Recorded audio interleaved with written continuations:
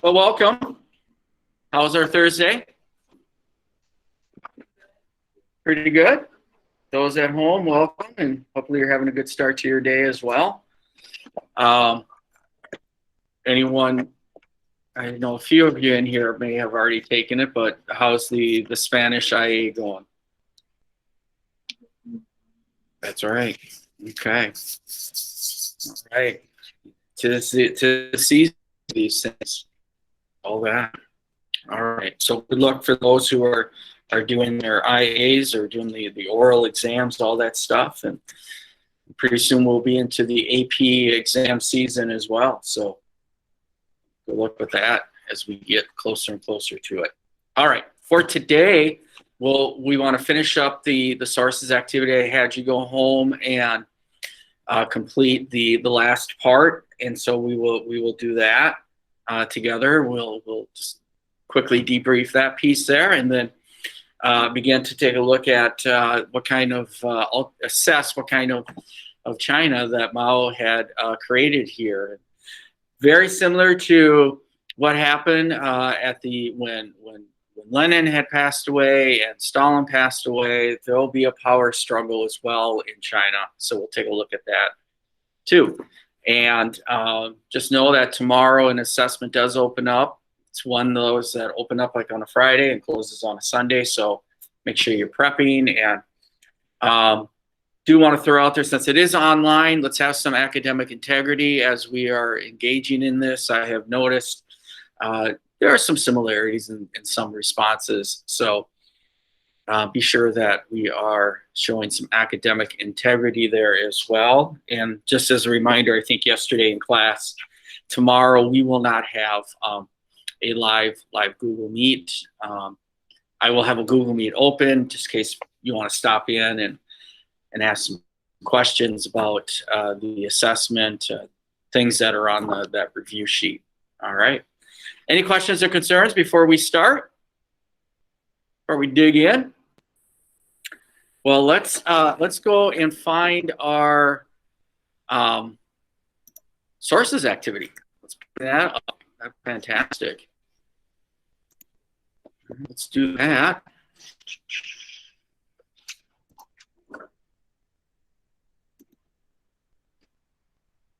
Okay.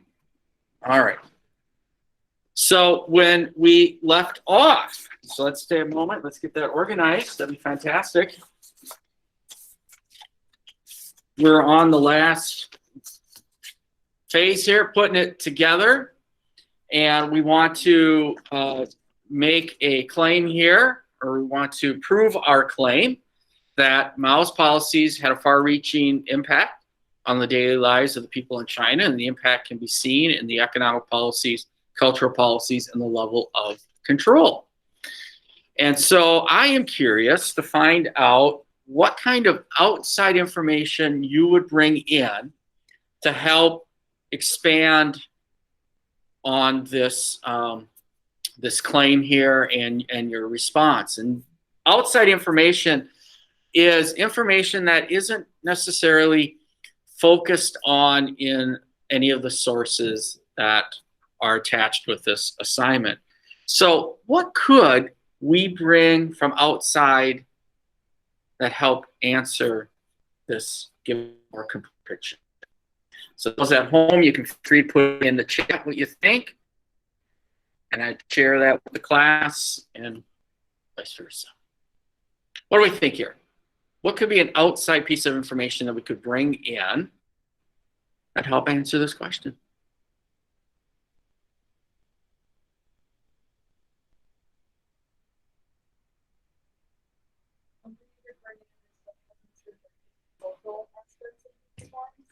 Can you give me an example?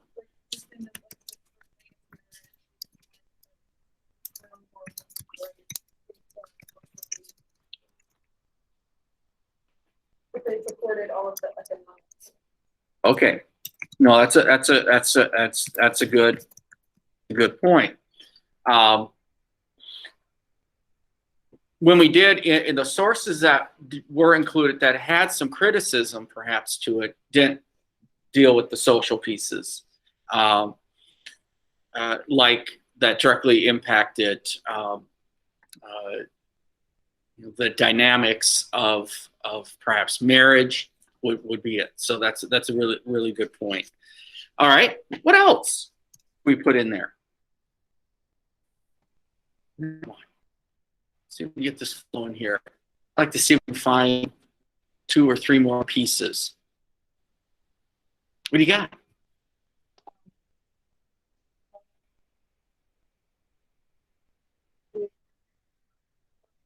Yes, the agrarian.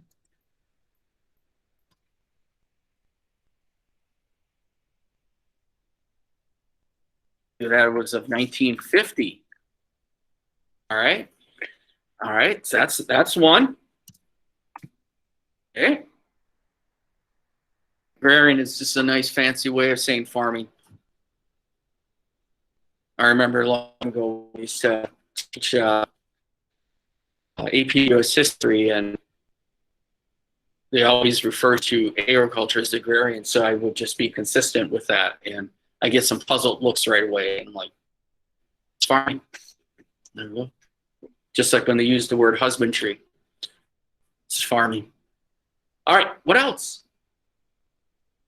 What else?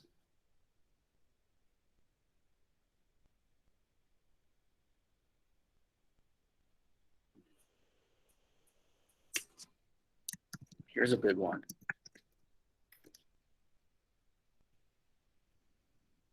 There we go. That's a big one. That's a big one. That's got some historical juice to it. All right. So any of these that deal with criticism or self-criticism in there, any of the 3 or 5 antis campaign. So things that, thinking back to like that placard activity on the creation of the People's Republic of China, anything from there that may not be directly in these sources will be perfect. All right. I think that's good. You don't want to like overdo it, because then it looks like you're just running off with a lot of information, but not really showing how it impacts or represents an impact.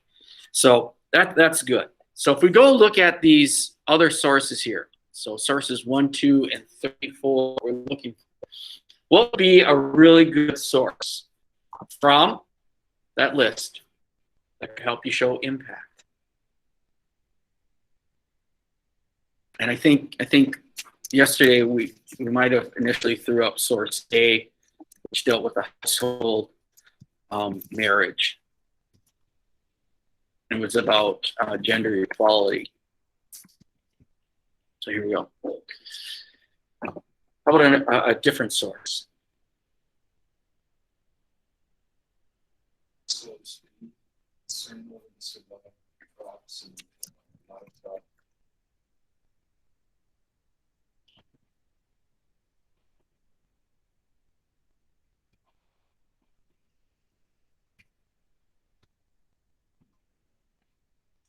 Well, that's because of the Great Leap Forward. Okay, what else?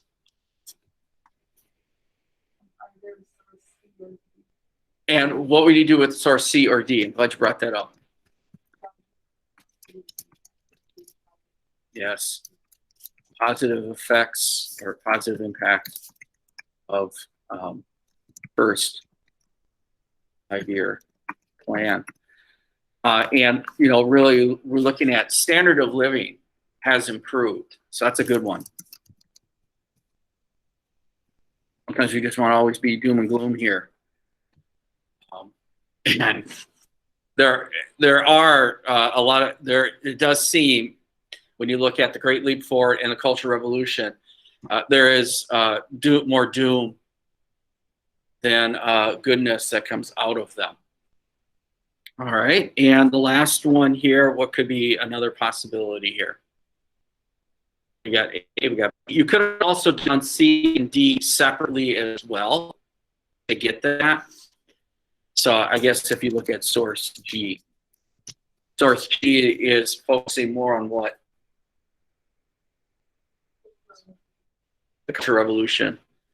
the impact of cultural revolution on arts. Okay. And so again, you know, it's just a matter of going back to our original claim here, all right, is that in conclusion,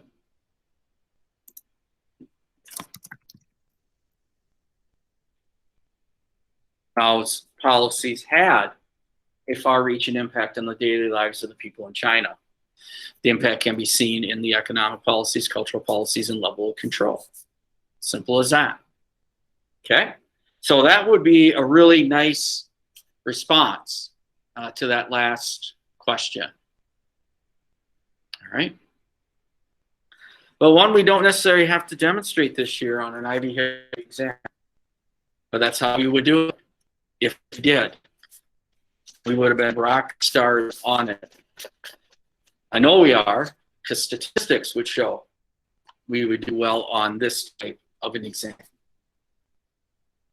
Full-blown essays, we haven't done a full-blown essay, and because we don't have the IB history exam, we don't necessarily have that full-blown essay. Unless you want it. All right, I see that now. It's like, come on, Mr. Newcomb, really a full-blown essay, try 3 of my senior year? No. I mean, if anything I've learned since 1992, that's not something you actually do. I learned that mistake when I student taught.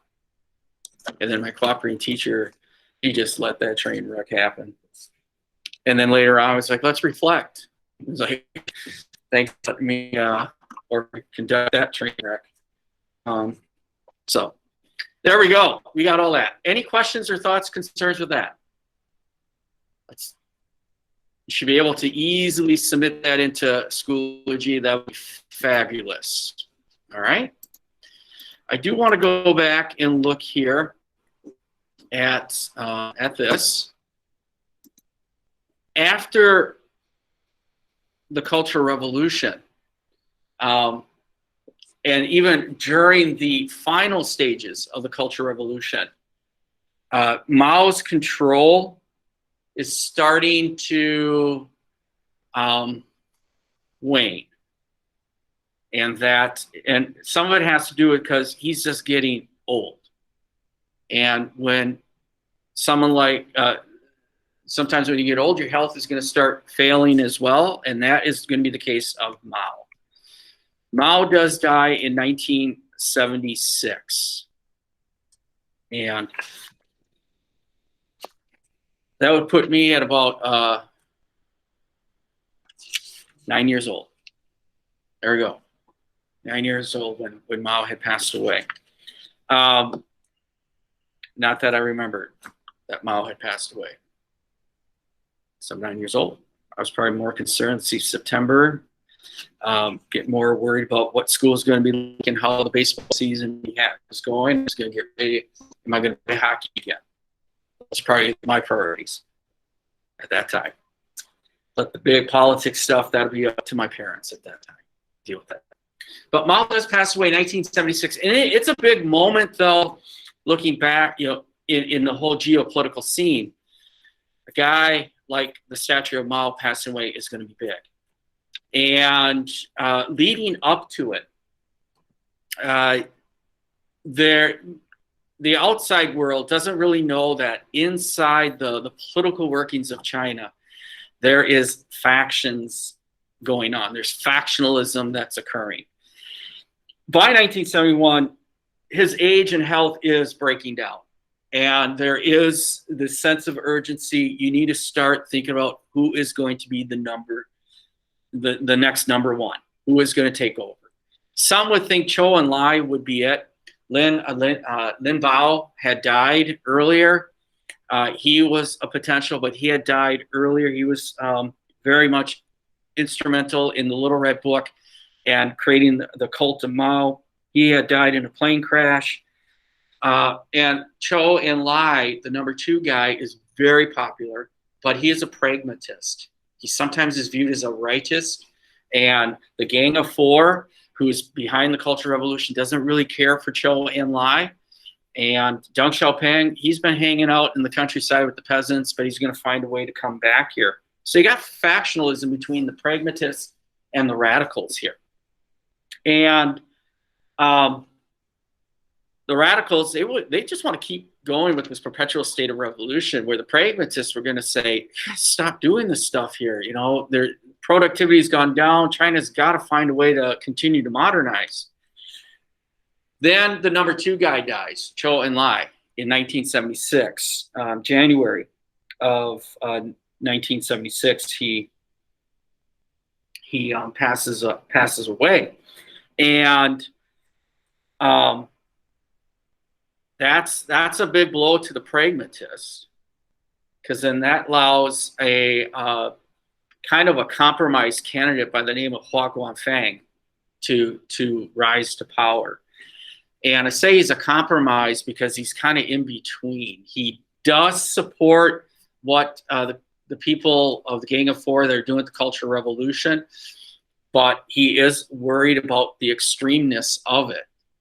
And so he becomes that number 2. Now, too sick to deliver the message, that's going to be Mao. Mao's too sick to deliver the message. And a guy by the name of Deng Xiaoping, who has been rehabilitated, he has come back from the countryside. And he's able to do that because he has support of a very important ally. If you can have like the leading general in the PLA, the People's Liberation Army, on your side, that's an important one. That's an important one to have, because the PLA is a big, powerful instrument in this country, in that country, I should say. And so Deng Xiaoping actually delivers the message, and he really, in some ways, in that speech, is a repudiation of the Gang of Four. So that's a big one. And then, not that I'm going to say there's a riot, but there is a popular demonstration protest that occurs at Zhou Enlai's funeral and the celebration afterwards. And how it was cracked down on really didn't look well for the Gang of Four. Then we do know, perhaps maybe you remember from world history, that the dynastic cycle, all right, and they're looking at Mao in some ways kind of like an emperor, the peasant emperor as well, and looking for those little omens that kind of show that a dynasty is coming to an end. And there was an epic earthquake in China in 1976, July of 1976. 500,000 people died. That's a lot of people. And that was just viewed as a sign that some big change is going to happen. And sure, Mao dies in September of 1976. There's that big change. And that really throws China in a political quandary here, because some don't look at Hua Guangfang as really the number 2 guy and really the person to take over, something the Gang of Four. And then you have the guy by the name of Deng Xiaoping. The people of China are just upset. I mean, just like Stalin, when he died, there was just public outcry, totally distraught over the death of Stalin. Same thing for Mao, because they've got that cult of personality that goes along with it. So it does set up for that power struggle. And one of the key elements in that is that Gang of Four. They're the ones that are closest ideologically to Mao. The important thing, though, is their influence. They are only as strong as long as Mao exists. When Mao dies, there goes their base, their power base. And because they seem to be to the incident in January of 1976 at Zhou Enlai's festival and funeral, it does not look well for them. And their supporters start to kind of move towards Hua Guangfang and Deng Xiaoping. Then you get the power struggle. And you know you're big when you become like Time Person of the Year. And He'll become Time Person of the Year in the 80s. So the power struggle is between these three groups. You've got Gang of Four, Deng Xiaoping, and Hua Guanfang. Hua Guanfang early emerges as the leader because he was the number 2, but he does enough, though, to kind of undercut his support. One, he is connected with the Gang of Four because of support of the Cultural Revolution. The Gang of Four sees their rapid descent from power because Mao is dead, and by October of after they are arrested after the death of Mao in October of 1976, so a month later. So that's how quick they fell from power, a month later. And the leader of the Gang of Four is Mao's wife. So Mao's wife is like, oh man, I lost my husband, now I lose my power. And they have a showcase trial that eventually concludes in 1980. They're arrested, they're removed. So then it's Hua Guanfang and Deng Xiaoping. Deng Xiaoping, he is a very patient one. He had been with Mao from the beginning. He had been on the Long March. He has the resume, it seems like, to be a leader in China. The only thing is he's a pragmatist. Hua Guanfang, he does kind of like a no-no in that he began to kind of project himself as a Mao. Even dressed like Mao, cut his hair like Mao. In some ways, he's going to start being accused of kind of taking over the cult of personality of Mao, trying to create his own cult of personality. So that's a problem. And his economic policies proved to be not as successful as he hoped, which played perfectly into the hands of Deng Xiaoping, who now, after being rehabilitated for the first time before Zhou Enlai died, then after delivering the message, he gets demoted, and then he's brought back again by Hua Guanfang. It's a soap opera. He, like Hua Guanfang, has the PLA also support. And so through the problems that Hua Guanfang does with cult of personality and with economic policies, Deng Xiaoping by 1981 is able to out-politically maneuver Hua Guanfang. Now, Hua Guanfang does not be sent off to the countryside. He's just put more in the background in the party. And Deng Xiaoping is the one who is now going to bring China to the more modernization aspects. He is, in some ways, the architect of the 4 modernization plans that's going to turn China into a juggernaut, one would say, economically, but then also in some of the other areas really begin to change China.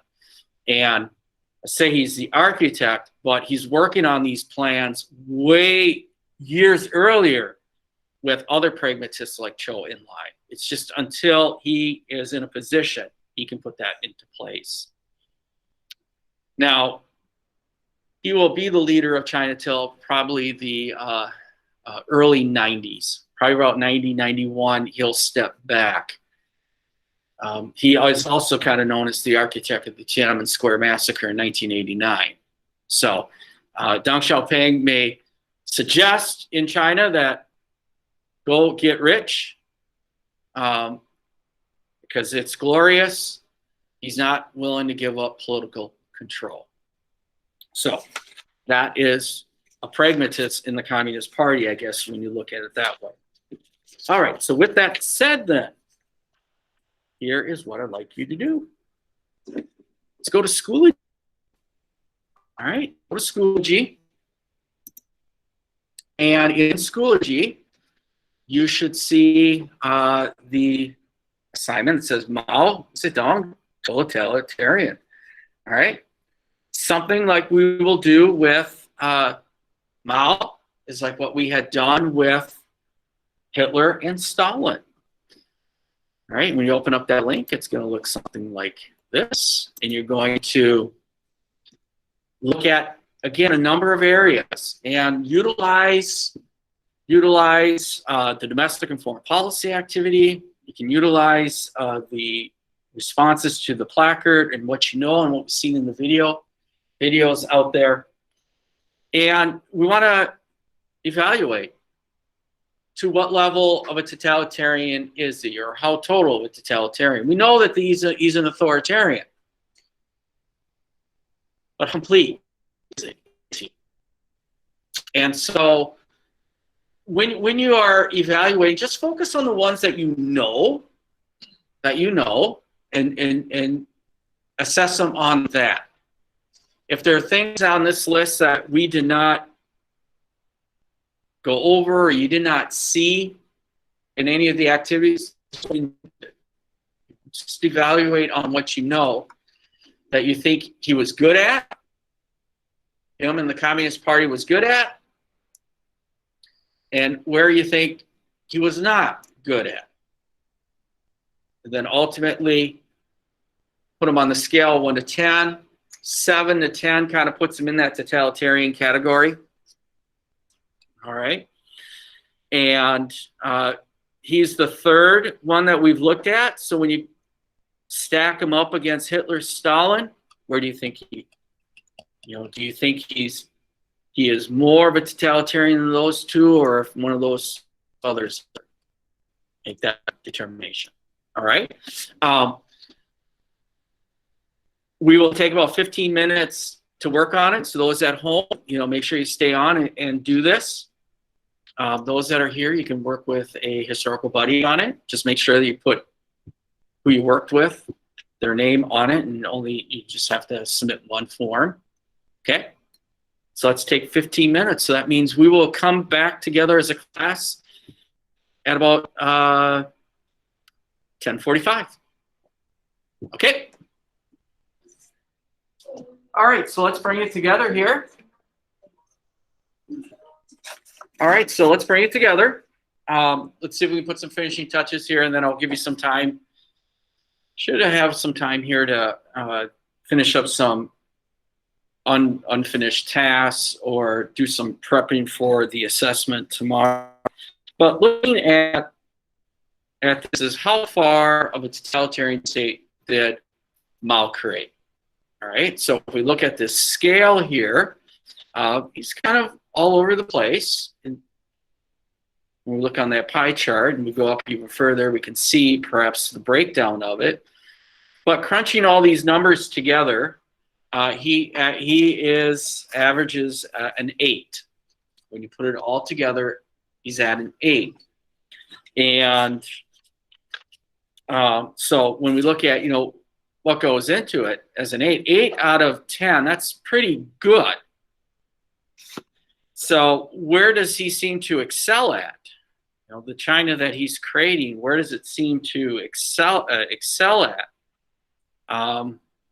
Use of the censorship, which very effective.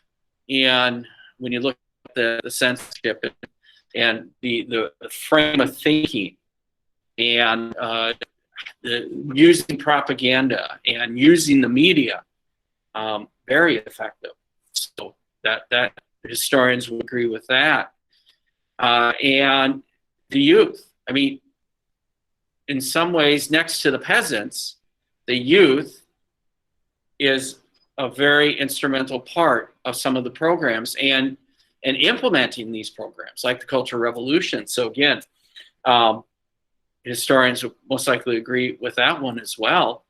And then looking at establishing a dominant ideology, it's cult of Mao in some ways. Maybe not using the cult of Mao, but Maoism in many ways. You got Stalinism, you got Maoism. Definitely a dominant ideology, and one in which other communist countries might look at, like Pol Pot of Cambodia, following Maoism versus Stalinism or Marxist-Leninism. So pretty darn good there as well. And reshaping the culture. I mean, yes, big stuff, big stuff. All right. So in terms of where he kind of falls short, then.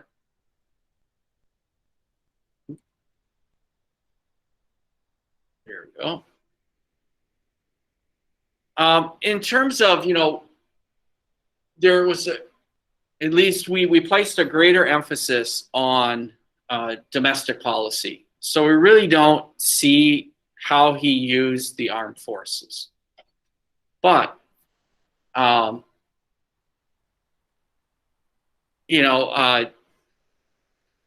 if we had studied the Cold War, which we will in our next unit of study, but if we would have studied it before this, we would know that the People's Liberation Army had a role in the Cold War, such as in Korea would be a perfect example there. And then also in the reunification program campaigns, the PLA plays a big part. And who's going to restore order after the Cultural Revolution? The PLA. But we really didn't dig deep in to see how he utilizes that. And this is where it could be like Mao is here and all the little details is left to someone else, perhaps. So we can see that there are some shortcomings to Mao, but is that enough, though, to prevent him from becoming the top authoritarian? We know at times Mao steps back, but that doesn't mean necessarily he is totally out of the party. And in terms of his control over the party, I mean, the guy had two big policies that were epic fails. Great Leap Forward and the Cultural Revolution. If he did not have control of the party, they would have got rid of that guy a long time ago. But they gave him almost like free passes. Or it's like, oh, you get to redo again. He still had a part in the party. And he was able to reassert himself as the alpha in that party. So you can look at him as being a very a leader that is unchallenged. Is this guy a monster? If we use that word, is he a monster? 30 to 70 million people. Or is he, after the first million, it's all, it's kind of all blends. I mean, I had a student say that a few years ago. It's like, once you get past 1 million, then it's hard to like, conceptualize.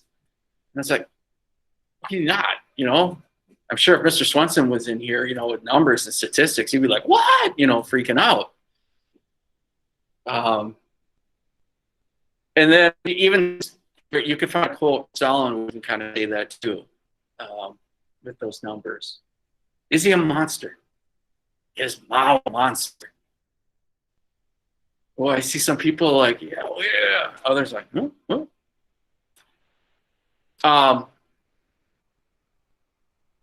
Is it the term itself by using the word monster we have problems with?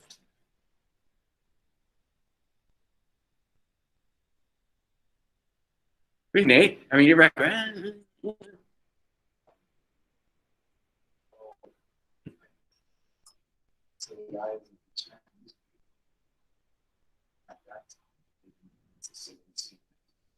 Okay, so again, it's the lens. Yep.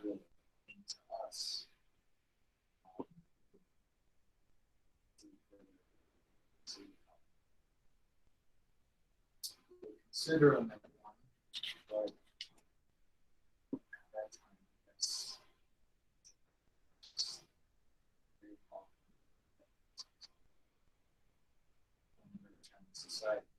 okay. Similar to like with Stalin, those who may not have been personally impacted by some of the purges knew anyone who was impacted by the purges, found their standard of living improved, because standard of living did improve in the Soviet Union as in China as well. They may not look at their leader as a monster. And when both of them died, there was public sympathy, and there's money going on, and some was authentic, and maybe some might have been forced, but a monster. But if you had a personal connection to maybe someone who did, or you were sent off to the countryside, you might think of him as a monster, perhaps. I think a big difference between Mao and Stalin is the fact that Mao's policies work with the Great Leap Forward wasn't intended to kill a bunch of people, but it just happened to, because there was a big famine, but it wasn't intentional. Where a lot of Stalin's deaths were intentional. Not saying that none of Mao's were intentional. Yeah. Yeah. That factors in. Good point. Good point. Good point about looking at intention, unintentional pieces. Now, one would perhaps hope that may have looked at Mao's programs, and he comes up with the Great Leap Forward and the Cultural Revolution. Here's where you could say he probably didn't run it by someone and just say, you know, what do you think about this plan? You know, he's going to say that we're going to do this Great Leap Forward program. We are going to jump from the program of the 5-year plans. This is what we're going to do. And the people in the party just like, okay, sounds good. You know, what Mao wants, Mao gets. Cultural Revolution, no, someone probably would say, Mao, let's rethink about this one here. You really want to put us into another state of revolution? But no one threw that check out there, probably because of knowing what might have happened. So big. So then when we look at who's kind of like the alpha authoritarian here, I still think Hitler is the alpha authoritarian.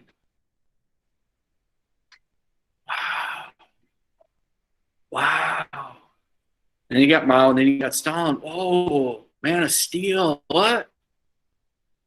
He's number 3? Wow. Okay. All right. I think when you look at Mao, though, the guy,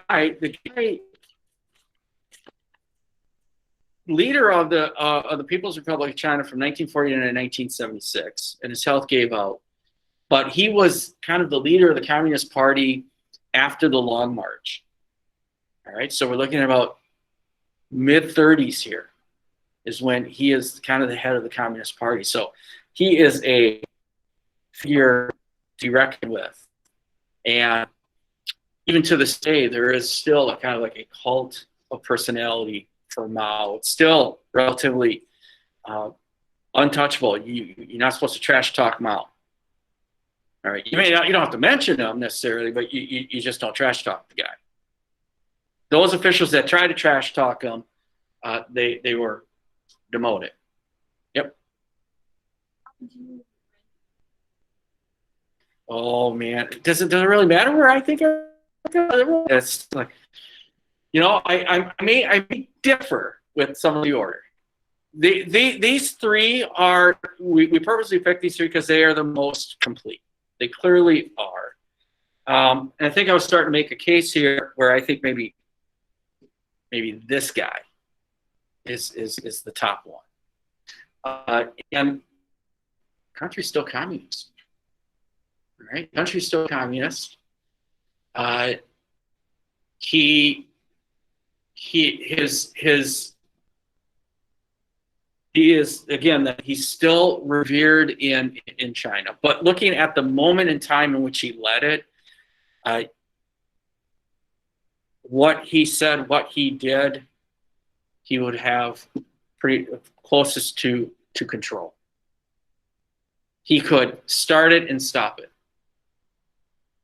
It seemed like he could start and stop.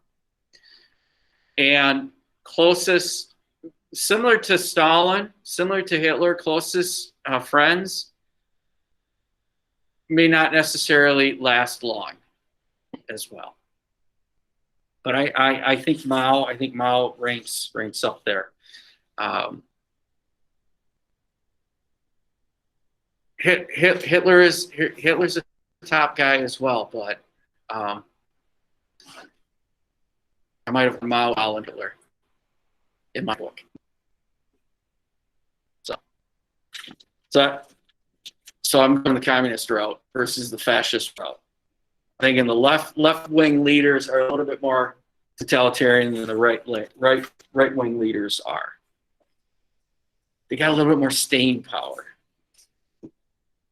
An exception to this, there's a guy by the name of Juan Perón.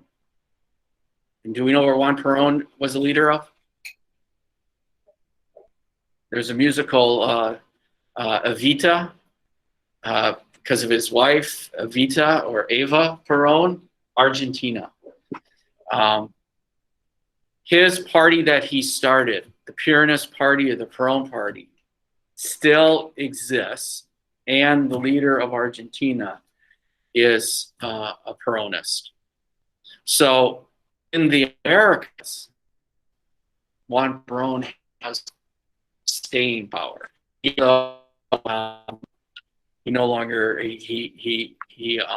had led Argentina for the second time in the 1970s. He was leader late 40s, early 50s, sent into exile, but able to come back. Now that has something to say for itself. But he is no Fidel Castro.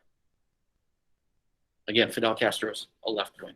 So I guess I'm leaning in the direction of the left wingers. All right. Enough said. Good. All right.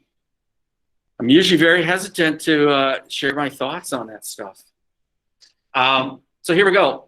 You have an assessment again that starts tomorrow, closes Sunday. Please give yourself plenty of time. It's a 60-minute timer. The view sheet is there.